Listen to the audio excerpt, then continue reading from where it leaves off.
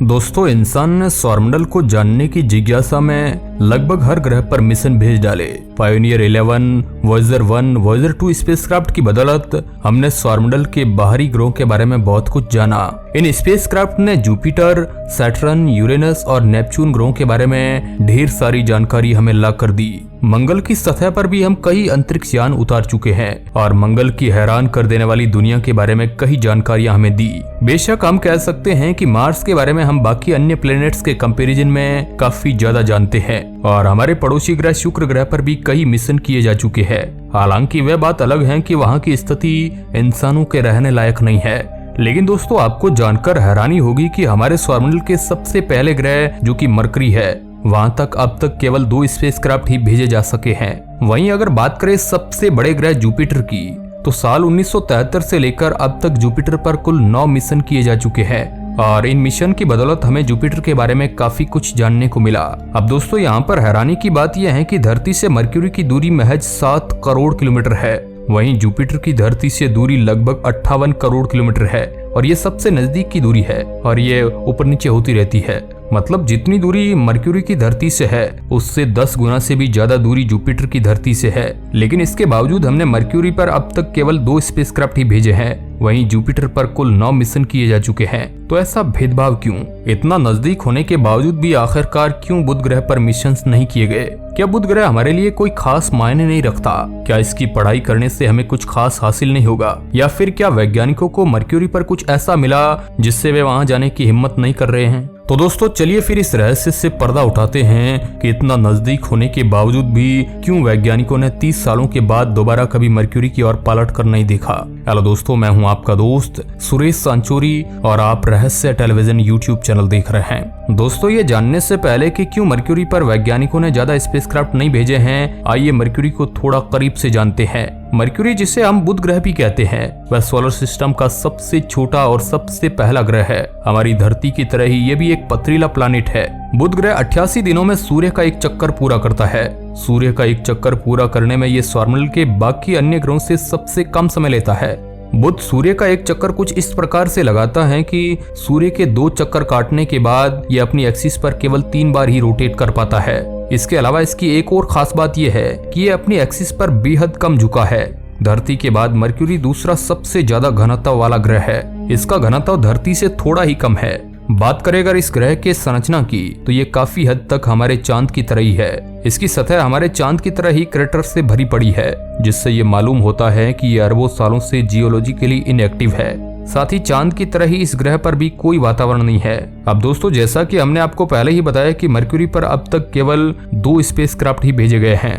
NASA का mariner 10 mercury तक जाने वाला पहला स्पेसक्राफ्ट था। 1974 से लेकर 1975 के बीच मेरिनर 10 ने मरक्यूरी को 3 बार फ्लाई बाई किया और इस दौरान इस स्पेसक्राफ्ट ने बुध ग्रह की सतह की हाफ मैपिंग की और बुध के कमजोर मैग्नेटिक फील्ड का भी पता लगाया। इसके अलावा दूसरा स्पेसक्राफ्ट मैसेंजर साल 2011 में मरक्यूरी के ऑर्बिट में दाखिल हुआ और साल 2013 तक इस स्पेसक्राफ्ट ने बुध के पूरे सतह की मैपिंग की और ये मरक्यूरी से जुड़ी काफी अहम जानकारियां हासिल कर पाने में सफल रहा, जिसके 2 साल बाद साल 2015 में ये मरक्यूरी के चक्कर लगाते लगाते उससे टकरा कर खत्म हो गया। अब दोस्तों, सवाल ये उठता है कि मरक्यूरी पर इतने कम मिशन क्यों किए गए? कई लोग ये मानते हैं कि वैज्ञानिकों को मरक्यूरी में कोई खास रुचि ही नहीं है, क्योंकि इस प्लेनेट पर कुछ भी अजीब नहीं है, ना ही तो इस प्लेनेट पर जीवन के कोई संकेत मिलते हैं और इसलिए वैज्ञानिक इस प्लेनेट पर मिशन करने में बिल्कुल भी इंटरेस्टेड नहीं है। लेकिन दोस्तों, ये पूरी सच्चाई नहीं है। हालांकि बाकी अन्य ग्रहों से तुलना की जाए तो बुध ग्रह इतना खास नहीं है, लेकिन तब भी इस ग्रह की पढ़ाई हमें सौरमंडल के बारे में बहुत कुछ बता सकती है।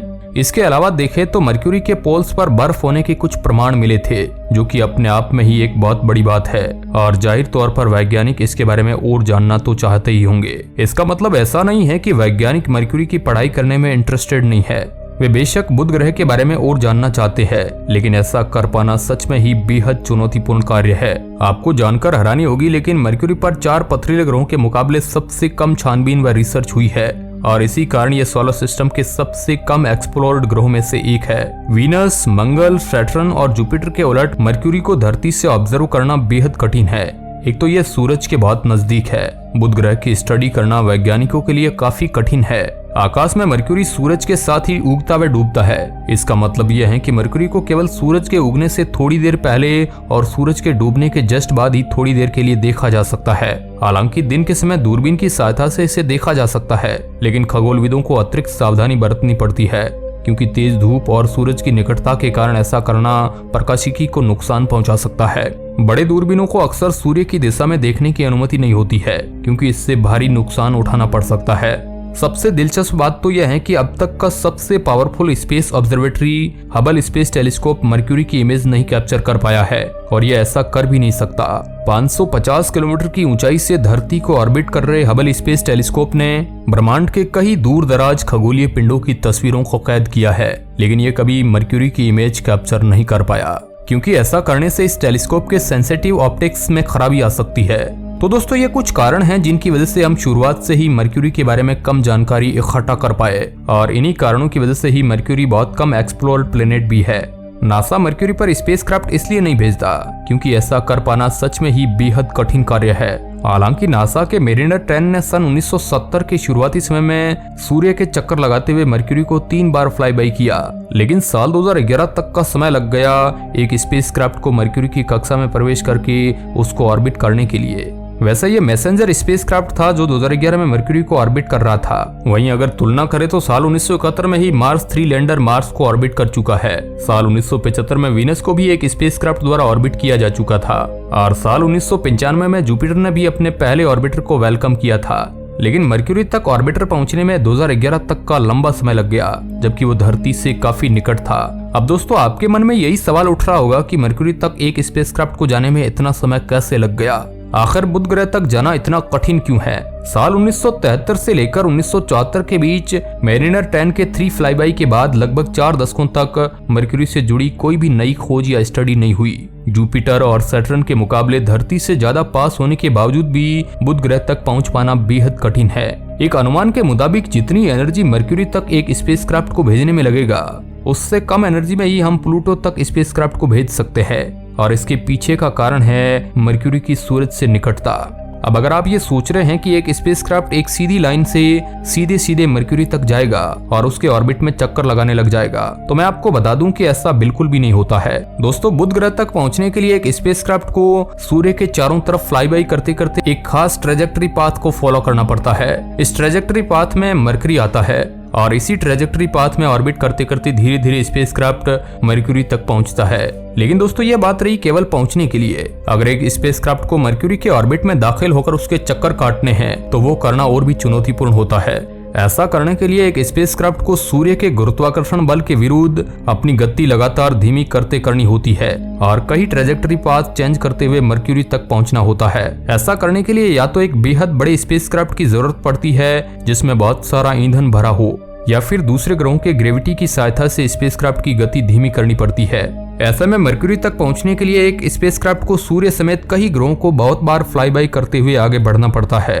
अब धरती और मरक्यूरी के बीच यूं तो इतनी ज्यादा दूरी नहीं होती है, लेकिन क्योंकि एक स्पेसक्राफ्ट इतने सारे फ्लाईबाइज करते हुए जाता है, इसलिए जितनी दूरी धरती और मरक्यूरी के बीच होती है उससे 100 गुना ज्यादा दूरी स्पेसक्राफ्ट तय करता है बुध ग्रह तक पहुंचने में, और इसी कारण इस ग्रह तक पहुंचने में बेहद लंबा समय लग जाता है। आपको बता दें कि मैसेंजर यान साल 2004 में लॉन्च हुआ था, और साल 2011 में यह मरक्यूरी के ऑर्बिट तक पहुंचा। मतलब इसको पूरे 7 साल लगे बुध ग्रह तक पहुंचने में। अब आप में से कई सारे लोग शायद ये पूछे कि क्यों ना स्पेसक्राफ्ट डायरेक्टली बुध ग्रह तक पहुंचाया जाए, इतने सारे फ्लाईबाइज करने की क्या ही जरूरत है। वेल, बिना फ्लाईबाई किए भी मरक्यूरी तक पहुंचा जा सकता है, लेकिन जैसा कि हमने आपको पहले ही बताया कि अगर एक स्पेसक्राफ्ट बिना फ्लाईबाई किए ही मरक्यूरी तक जाता है तो उसकी गति धीमी नहीं हो पाएगी, और गति धीमी ना होने के कारण वह मरक्यूरी के ऑर्बिट में दाखिल होकर उसका चक्कर नहीं लगा पाएगा, और ऐसी अवस्था में या तो स्पेसक्राफ्ट मरक्यूरी को फ्लाईबाई कर उसी से टकरा जाएगा, या फिर अंतरिक्ष के किसी दूर दराज कोने में यात्रा के लिए निकल जाएगा। अब अगर इतने सारे फ्लाईबाइज करके एक स्पेसक्राफ्ट मरक्यूरी के ऑर्बिट में पहुंच भी जाता है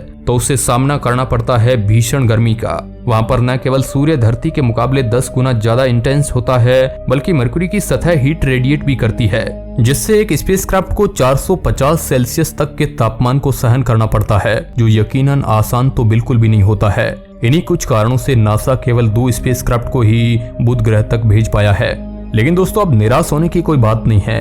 अच्छी खबर यह है कि यूरोपियन स्पेस एजेंसी और Japan arrow space exploration agency ने मिलकर बुध ग्रह को एक्सप्लोर करने के लिए बेपी कोलंबो मिशन की शुरुआत की है। इस मिशन के तहत मर्क्यूरी प्लानिटरी ऑर्बिटर और मायो नामक 2 सैटेलाइट को एक साथ 2018 में लॉन्च किया गया और 2025 तक ये दोनों ऑर्बिटर्स मर्क्यूरी की ऑर्बिट में दाखिल हो जाएंगे।